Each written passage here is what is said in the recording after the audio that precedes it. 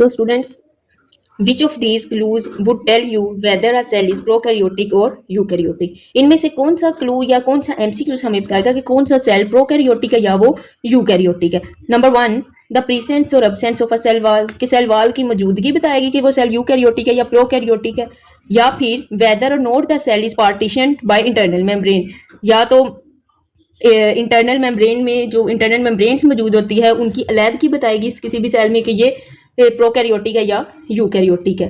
The presence और absence of ribosomes, सो हमें पता है प्रोकैरियोटिक में और यूकैरियोटिक सेल्स में राइबोसोम्स मौजूद होते हैं। प्रोकैरियोटिक में हमारे पास 70s राइबोसोम नंबर होता है, जबकि यूकैरियोटिक में 80s।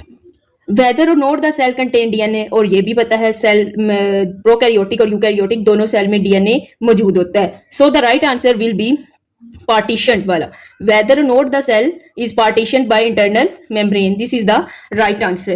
Next MCQs है, there are dash micrometers in 1 millimeters, एक माइक्रोमीटर में कितने मिलीमीटर होते हैं? So its right answer is 1000 millimetre, कि एक माइक्रोमीटर में कितने मिलीमीटर हैं? 1000 millimetre. The next MCQs is plasma membrane does all of these, कि प्लाज्मा मेम्ब्रेन पर सब कुछ मौजूद होता है एक्सेप्ट स्वाई, contain the hereditary material, act as a boundary और बॉर्डर फॉर दी साइटोप्लाज्म, कि ये एज अ बॉर्डर काम करता है। लेकिन उन्होंने कहा है कि वो बतानी है कि जो चीज प्लाज्मा मेम्ब्रेन के पास मौजूद नहीं है। तो hereditary material is the right answer, जो कि प्लाज्मा मेम्ब्रेन के पास मौजूद नहीं होता। इसके अलावा प्लाज्मा मेम्ब्रेन का फंक्शन है कि ये बाउंड्री भी होती है in case of animal cell, regulate passage of material in and out of the cell, animal cell के अंदर ये आउट और इन मूवमेंट में काम करती है। क्यों? क्योंकि एनिमल सेल में ये हमारे पास आउटर मेम्ब्रेन होती है। नेक्स्ट है रिकॉग्निशन ऑफ सेल, सो ये तीनों काम प्लाज्मा मेम्ब्रेन परफॉर्म करती है, लेकिन जो प्लाज्मा मेम्ब्रेन हेरिडेटरी मटेरियल है वो प्लाज्मा मेम्ब्रेन के पास मौजूद नहीं होता। So its right answer is A. Next MCQs है, which of these material is not a component of plasma membrane, वो कौन सा मटेरियल है जो प्लाज्मा मेम्ब्रेन का कंपोनेंट नहीं है? तो हमें पता है प्लाज्मा मेम्ब्रेन में लिपिड्स भी मौजूद होते हैं, प्रोटीन्स भी, कार्बोहाइड्रेट्स भी, DNA. DNA is the right MCQs that is not a component और material of the plasma membrane. So next है, cell wall are found in these organisms, कि सेल वॉल किस किस में मौजूद होती है? एक्सेप्ट फॉर, किस में मौजूद नहीं होती? प्लांट्स में भी सेल वॉल मौजूद होती है जो कि सेलुलोज की बनी होती है, बैक्टीरिया में पेप्टाइडोग्लाइकन की बनी होती है, एनिमल सेल में सेल वॉल मौजूद नहीं होती। इसका मतलब इस right answer is animal cell wall. As well as fungi की बात करें तो फंजाई में काइटन की सेल वॉल बनी होती है। सो सेल वॉल किसका कंपोनेंट नहीं है? एनिमल सेल का, क्योंकि एनिमल सेल की आउटर मेम्ब्रेन प्लाज्मा मेम्ब्रेन है। नेक्स्ट एमसीक्यूज है, the dash is a major component of the plant cell wall, कि कौन सा कंपोनेंट प्लांट सेल वॉल का मेजर कंपोनेंट है? It mean cell wall plant cell में किससे बनी होती है? सो काइटन नहीं, क्योंकि ये फंजाइक है, पेप्टाइडोग्लाइकन भी नहीं है, कोलेस्ट्रॉल भी नहीं है, ये प्लाज्मा मेम्ब्रेन में मौजूद होता है। So cellulose is the right answer, that is the major component of plant cell wall. Next है, plant cells have dash and dash which are not present in animal cell, कि ऐसी दो कौन सी बातें हैं जो प्लांट सेल में तो मौजूद हैं लेकिन वो एनिमल सेल में नहीं है? माइटोकॉन्ड्रिया, क्लोरोप्लास्ट है, या सेल मेम्ब्रेन है, सेल वॉल है, क्लोरोप्लास्ट है, या न्यूक्लियस है, क्लोरोप्लास्ट है, और cell wall.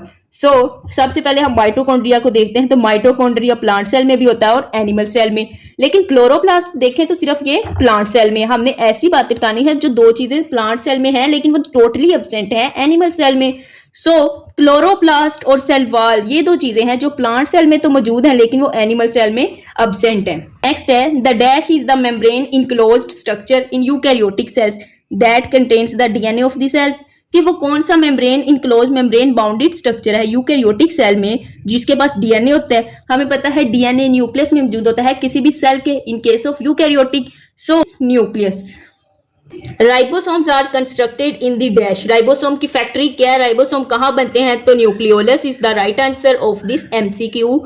Rough endoplasmic reticulum is the area in a cell where dash are synthesized, कि रफ एंडोप्लाज्मिक रेटिकुलम वो हिस्सा है जहां पर क्या चीज की सिंथेसाइजिंग मतलब प्रोडक्शन होती है? Polysaccharide no, lipids no, DNA तो न्यूक्लियस में मौजूद होता है, so DNA is not. So protein is the right answer of the rough endoplasmic reticulum area where it is synthesized. Smooth endoplasmic reticulum is the area in a cell where dash are synthesize. के smooth endoplasmic का कौन सा हिस्सा है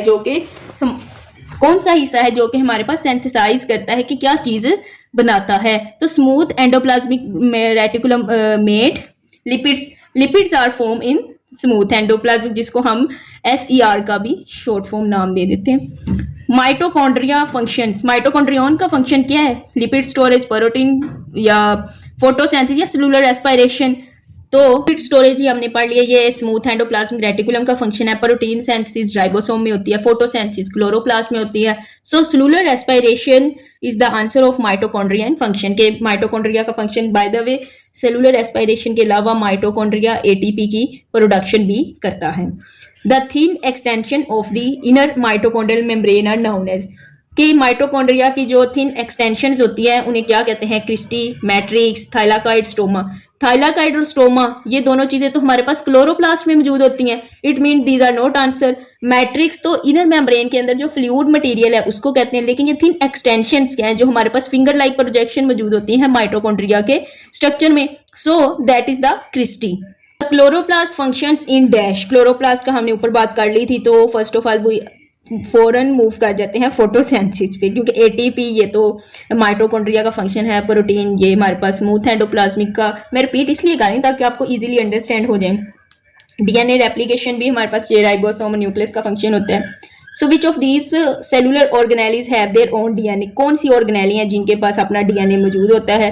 chloroplast भी नहीं, Golgi apparatus भी नहीं, माइटोकॉन्ड्रिया। माइटोकॉन्ड्रिया के पास अपना DNA मौजूद होता है। इसके अलावा न्यूक्लियस के पास भी अपना DNA मौजूद होता है। Who described cells first? सबसे पहले सेल को किसने डिस्क्राइब किया? सबसे पहले सेल को रॉबर्ट हुक ने ही डिस्क्राइब किया।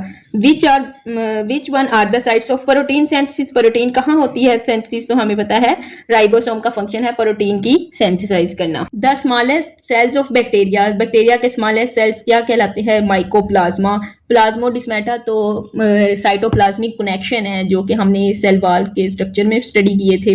प्लाज्मा मेम्ब्रेन सेल वॉल से नेक्स्ट जो हमारे पास बाउंड्री लेयर मौजूद होती है वो प्लाज्मा मेम्ब्रेन है। प्लाज्मोलाइसिस है कि डैमेज होना सेल का, ब्रेस्ट होना, वो प्लाज्मोलाइसिस होता है। कि प्लाज्मो मीन प्लाज्मा का, प्लाज्मा मेम्ब्रेन का, लाइसिस मतलब break down. So mycoplasma is the smallest cells of bacteria, very important. Xylem and phloem tissues are the examples of. Xylem और फ्लोएम जो टिश्यूज हैं वो किसकी एग्जांपल हैं? सिंपल टिश्यूज की, कंपाउंड की, मेरिस्टेमेटिक की, परमानेंट। तो obviously these are the example of compound tissues. Cellular eating is called phagocytosis. कि सेल के मटेरियल को इनगल्फ करना हमारे पास फैगोसाइटोसिस आता है। Which of the following movement requires energy in the form of ATP? इनमें से किन मटेरियल्स को ATP की जरूरत होती है? तो एग्जैक्टली एक्टिव ट्रांसपोर्ट में मटेरियल मूव करता है फ्रॉम लोअर टू हायर, कि लोअर से हायर मूवमेंट के लिए एनर्जी की जरूरत होती है।